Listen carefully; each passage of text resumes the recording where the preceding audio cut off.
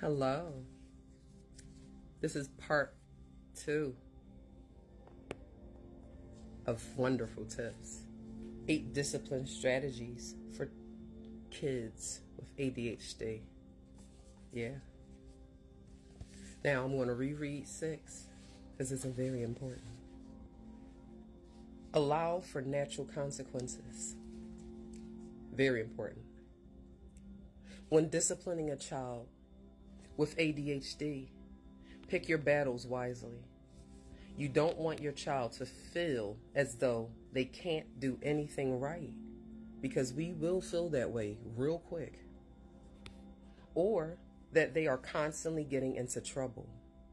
Allowing some behaviors to slide can help both of you. I promise this works. You have to train yourself, however. Sometimes allowing for natural consequences makes more sense than trying to convince a child to make a better choice. We can exhaust ourselves as parents trying to save our children from themselves, when we got to remember to teach them skills to help themselves out their own way.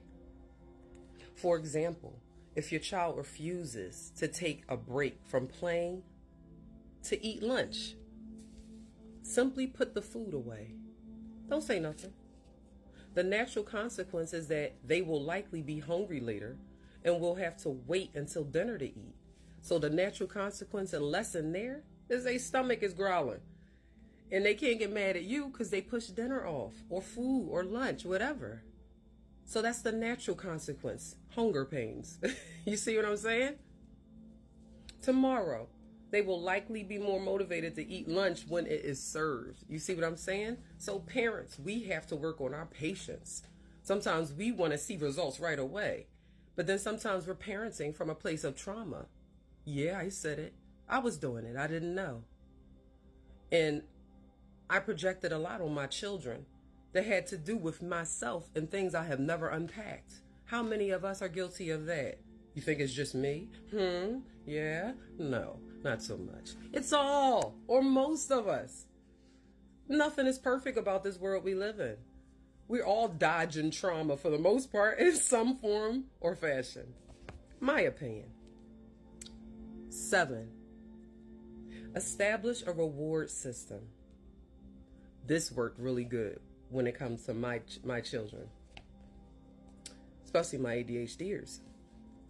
Reward systems can be a great way to help kids with ADHD stay on track. But children with ADHD often get bored with traditional systems that require them to wait too long to earn a given reward. This is true. So you have to create a reward system that shows a reward right away and long-term rewards. That way they know not everything you're going to get a prize right away. Some things you have to build up and wait for. But at least you have that system where they get the instant prize. Consider establishing a token economy system that helps your child earn tokens throughout the day. That's cute. You can go to like a dollar store and buy little tickets and give them out and say, okay, we're doing a raffle this Saturday. So anyone that I see has a clean room, because I'm going to check them every day before I go to work. This is an example. I'm going to leave a ticket on your bed. And you'll be able to put your name and stuff on the back. And by Saturday, you want to have as many tickets built up so you can have the chances of winning when we do the raffle. This is just an example, just to get your kids excited. Now, if you're a lazy parent, you're going to struggle. I'm going to tell you right now. If you're low arousal, you're going to struggle. See, I'm high arousal, high energy. So I was able to keep up with my kids like nothing. You understand? But some people, not so lucky. They are more low arousal. They tend to be, the daydreamers. You got to figure out what can motivate yourself. It's not for me to do that for you. I don't want to overstep either way. So we have to work on ourselves, parents, to be more effective. It's the truth. Now,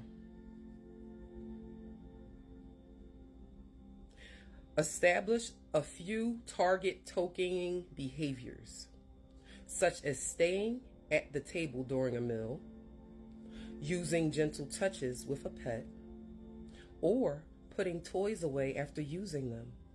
Then allow tokens to be exchanged for bigger rewards, such as electronics, time, or a chance to play a favorite game together. This is just some examples of other things you could use the token system for. I just gave you one for a clean bedroom. You know, you can use it for all kinds of things.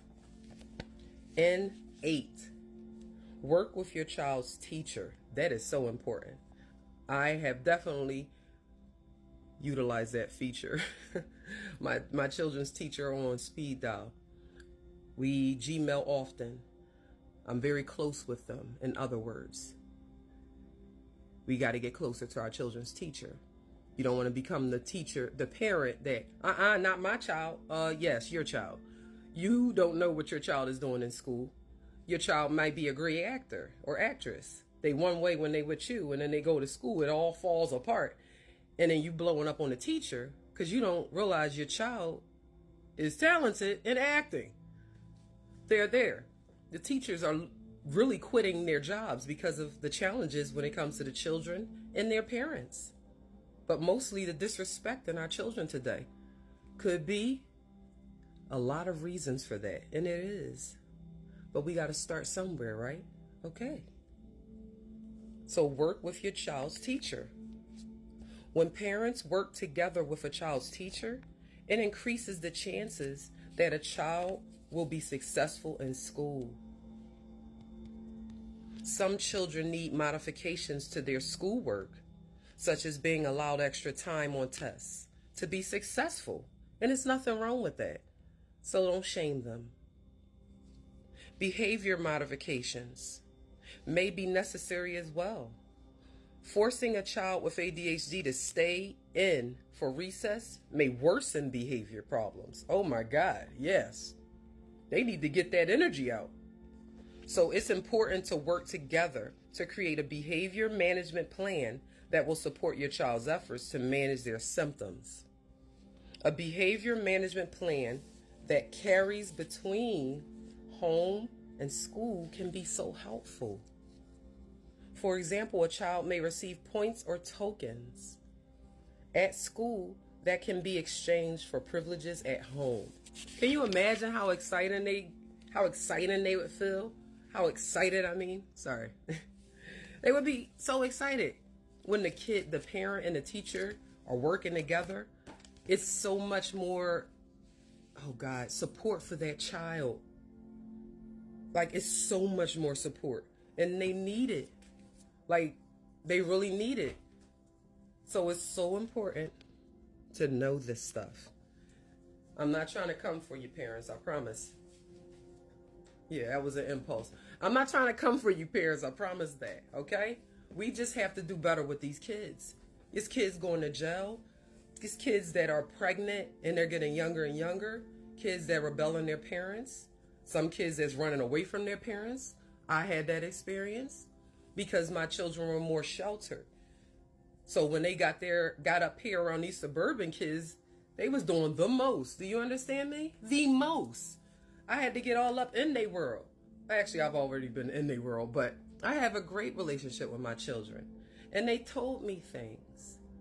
I didn't penalize them for this. I bonded with my babies. But unfortunately, they got to a point where what the kid was selling them was more exciting. Come over here. My parents ain't going to be home from work yet. We can smoke and drink and we have sex. Like, you got to understand what world our kids are living in. Some of the peer pressure is real and it's different from when I was a kid. Like, I went out and I had a dad wound big time. So I would rather hang out with guys than girls, and then I was socially awkward because of my ADHD. Of course, I didn't know it back then, but it created a lot of social challenges. And then I was trying to fit in with girls that were more feminist. I guess you could say they were cognitive, and I wasn't. So a lot of the times they be able to talk over my head, and I didn't know my own wound because I was an ADHDer. We got to do better with this stuff. I got more stories.